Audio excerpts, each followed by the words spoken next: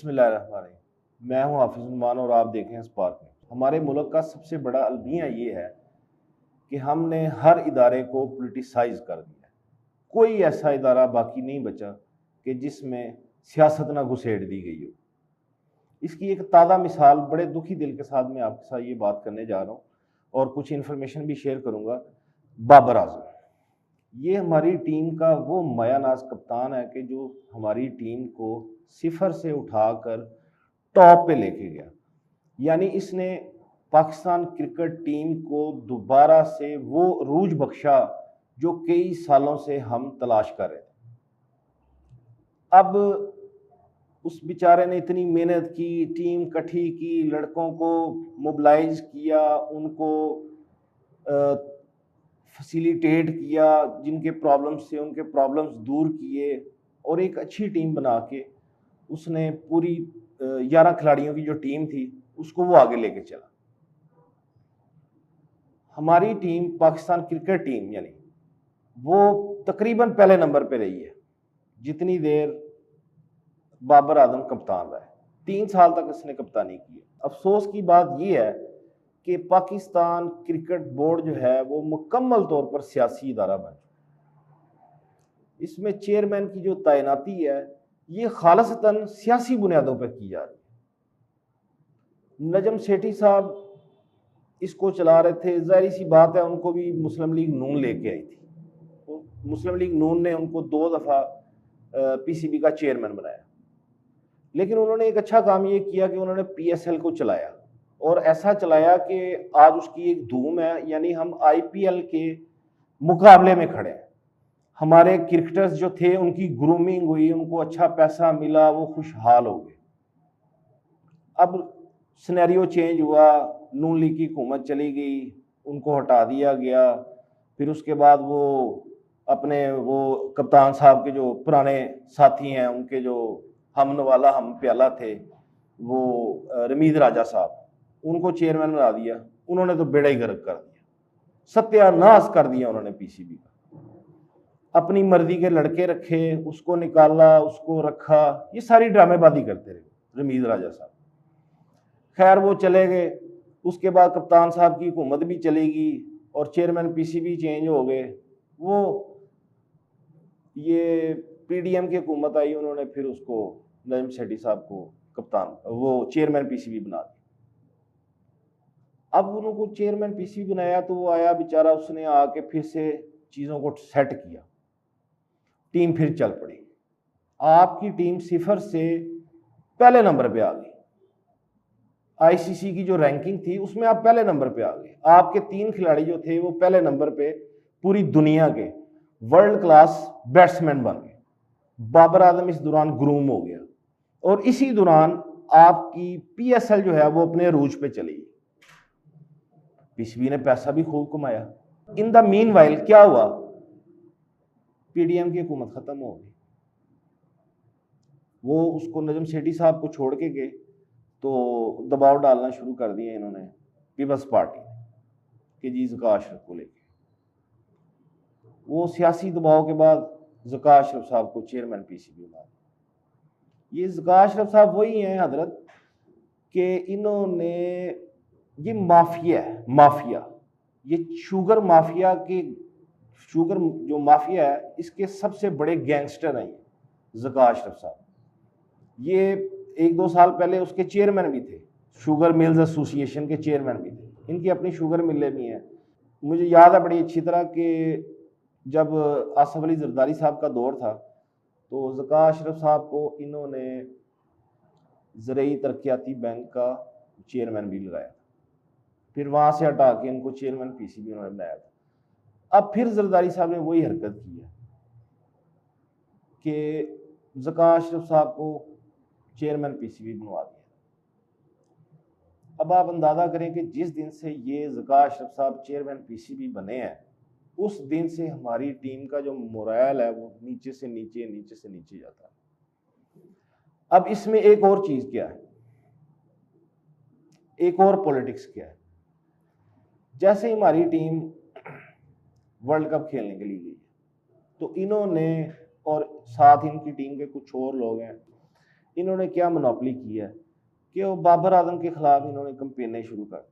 अभी वो world cup खेल रहे हैं, टीम खेल रही है, और अंदर से ही खिलाड़ियों को खड़ा करके ड्रेसिंग रूम में ही बाबर के खिलाफ इन्होंने हरकतें करवाना शुरू कर दी। वो बेचारा शरीफुल नफ्स आदमी है, वो अपने खेल पे फोकस रखता है। तो उसका नतीजा क्या निकला? उसका नतीजा ये निकला है कि उसके ऊपर प्रेशर आ गया बहुत ज्यादा। यार वो वर्ल्ड क्लास बैट्समैन है, पहले नंबर का खिलाड़ी है, आईसीसी की रैंकिंग में पहले नंबर पर है। आप उसके साथ कर क्या रहे हो? उसके साथ सियासत कर रहे हो, उसको बेवकूफ बना रहे हो, आप पॉलिटिक्स कर रहे हो। खेल के अंदर भी पॉलिटिक्स को घुसा दिया आप लोगों ने। कोई शर्म हया है आप लोगों के अंदर कि नहीं है? उसका नतीजा क्या निकला? वो बेचारा प्रेशराइज हो गया, कल उसने इस्तीफा दे दिया। उसने कहा मैं नहीं करता। तो वो यही चाहते थे। अब इसके पीछे और भी हैं, इनके साथ गैंग है पूरा। ये शाहिद खान अफरीदी साहब हमारे मुल्क का वो इफ्तिखार है, हमारे मुल्क का वो नाज है, लेकिन वो बाज नहीं आते। पॉलिटिक्स करने से वो भी नहीं बाज आते। कभी आप उनको देखेंगे पीटीआई की हुकूमत है, खान साहब के साथ बैठे होंगे। नून लीग की हुकूमत है, वो नवाज शरीफ के साथ आके बैठ जाएंगे। वो जरदारी साहब की हुकूमत है सिंध में, तो वो उनके साथ भी बैठे होते हैं। अजीब पॉलिटिक्स है यार, बस कर दो। लड़के खेल रहे हैं, उनको खेलने दो। टीवी पे बैठ के बक बक बक बक करते रहते हो आप लोग हर टाइम। आप लोगों ने इन बेचारे खिलाड़ियों, जो सीधे साधे खिलाड़ी हैं, उनकी जिंदगी अजाब बनाई हुई है। आप लोगों को थोड़ी सी भी शर्म ही आनी है। बैठ के वो तोते की तरह टर टर करते रहेंगे, तनकीद करते रहेंगे, खाम खा बिला जवाब तनकीद करते रहेंगे। भाई वो खेल रहे हैं, उनको खेलने दो। अपनी सियासत को अलग रखो। खाम खा तनकीद शुरू कर देंगे उन पे। उसका नतीजा क्या निकला है? एक इतने अच्छे बैट्समैन वो बाबर आजम है, उसको बेचारे को मजबूरन इस्तीफा देना पड़े। अच्छा बाबर आजम नहीं चला जी, ठीक है जी, मान लिया आपने उसको, उसकी मर्जी की टीम ही नहीं दी हुई। आपने तो पर्चियां दी हुई हैं। इंजमामुल हक साहब ने अपने बंदे 2 घुसाए हुए हैं, ज़काश साहब ने अपने 2 बंदे घुसाए हुए हैं, वो फलाने साहब है जी, उन्होंने अपना बंदा घुसाया हुआ है। तो कारकर्दगी क्या आनी थी? उसकी मर्जी की उसको टीम देते। ये टीम नहीं है जिसको बेचारा बाबर आजम लेके चलता रहा। उसने इतने धांसू किस्म के मैच जीते, आपको उसने नंबर 1 पे लेके आया। वो T20 में नंबर 1 पे लेके आया, आईसीसी वनडे रैंकिंग में आपको नंबर 1 पे लेके आया। लेकिन आप ये क्या बकवासियात है?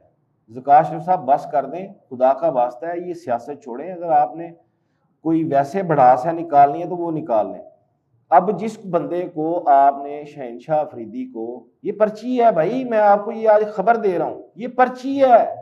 ये शहनशाह अफरीदी जो है ना, पर्ची है लाहौर कलंदर वालों की। ये पैसे का मामला है, यहां से पैसे आने हैं। ये शाहिद खान अफरीदी साहब ये पैसे वाली सामी है। अब ये आप देखना T20 में ये कप्तान बन गए ना उनके दमाद साहब, ये देखना तारीफों के पुल बांधा करेंगे वहां पे बैठ के। और बंदा पूछे अगर आपने निकालना है तो आप इसको निकालें, शहनशाह अफरीदी को। भाई वर्ल्ड कप में क्या किया इसने जी? दुनिया का नंबर 1 बॉलर है जी, बड़ा फास्ट बॉलर है। फिटे मुंह यार, ऐसा फास्ट बॉलर है। उसने काम शाम किया कुछ नहीं है, शादी वादी की है और बस उसके बाद ठुस, कोई कारकर्दगी नहीं है। आपने उसको उठा के तो कप्तान बना दिया। भाई ये ऐसे नहीं चलेगा। ये चीजें अब आप लोगों को ना बंद करनी पड़ेगी। शान मसूद बेचारा जिसकी जगह ही नहीं बनती टीम में, उसको आपने उठा के तो अपना टेस्ट टीम का कप्तान बना दिया। अब आपके पास एक फॉर्मेट बचा है वनडे का। अब आप उसके तरले मिन्नतें कर रहे हो बाबर आजम के कि यार भाई तू बन जा। उसने हाथ जोड़ दिया, उसने कहा ज़काश साहब मैं नहीं बन रहा। उसने इनकार कर दिया। उसने कहा मैं नहीं कर रहा, मैं कप्तानी का मुझे कोई शौक नहीं है। मेरा फोकस जो है ना वो मेरी बल्लेबाजी है, मैं उस पर फोकस करना चाहता हूँ। मैं ये सारी फजूलियात में नहीं पढ़ना चाहता। शरीफ घराने का बंदा है बेचारा, वो खेल रहा है इतना अच्छा, उसको खेलने दो यार। मैच हार गए हैं, हो गया, क्या क़यामत आ गई है? आपको इसके अलावा कोई चीज़ नज़र नहीं आती है?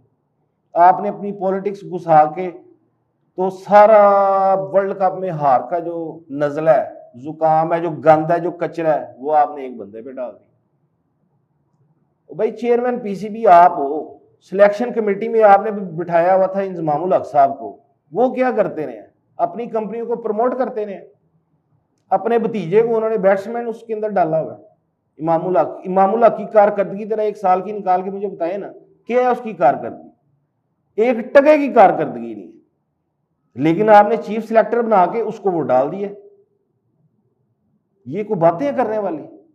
ऊपर से सारा नजला आपने वो कप्तान पे डाल दिया जी, बाबर आजम पे, कि जी बाबर आजम जो है वो बेचारे को इतना इन्होंने प्रेशराइज किया है वर्ल्ड कप में। और फिर ये इससे ज्यादा घटियापन क्या हो सकता है कि आप ARY के चैनल पे बैठ के, ATV पे, आप चेयरमैन PCB होके, आप उसके साथ जो व्हाट्सएप मैसेजिंग हुई है वो आप चला रहे हो। वो सुलेमान इकबाल जो ATV का जो मालिक है, क्या किया उस बेचारे की वो मैसेजिंग, प्राइवेट मैसेज, वो आपने ऑन एयर चला दिए। एक बंदा खेल रहा है, उसको खेलने दो, उसको सियासत में घुसा रहे हो। आपने अगर अपना बंदा लाना है तो यार ले आओ, उसको सिंपली हटा दो, उसके ऊपर ये तुमते दो ना लगाओ कि जी इनकी कारकर्दगी ठीक नहीं है। यार बाबर आजम की कारकर्दगी ठीक नहीं है तो आपकी जो कारकर्दगी है वो ठीक है? आप लोगों की रोजी रोटी लगी हुई है, करोड़ों रुपए अरबों रुपए आप कंपनियों से ले लेके खा रहे हो। बस कर दो, खुदा का वास्ता है, ये बच्चे हैं इनको खेलने दो यार, ऐसे जुल्म ना करो, इनको खेलने दो, इनका हक बनता है। और ये जो सारे जो आपने मिलके जो गंद करना था ना वो आप लोगों ने अब कर दिया। अब टीम हार गई है तो उसका थोड़ा सा अपने ऊपर भी इसको ऑन करो कि ये इसके पीछे आप लोगों की सियासत थी, आप लोगों ने पर्चियां दे दे के अपने बंदे डलवाए हुए थे। उसकी मर्जी की टीम आप बनने देते तो ये हो ही नहीं सकता था कि हम वर्ल्ड कप हार जाते। बस ये चंद एक गुजारिशात थी जो आपके साथ करनी थी, तो इसके साथ ही मुझे इजाजत दें। अल्लाह हाफिज।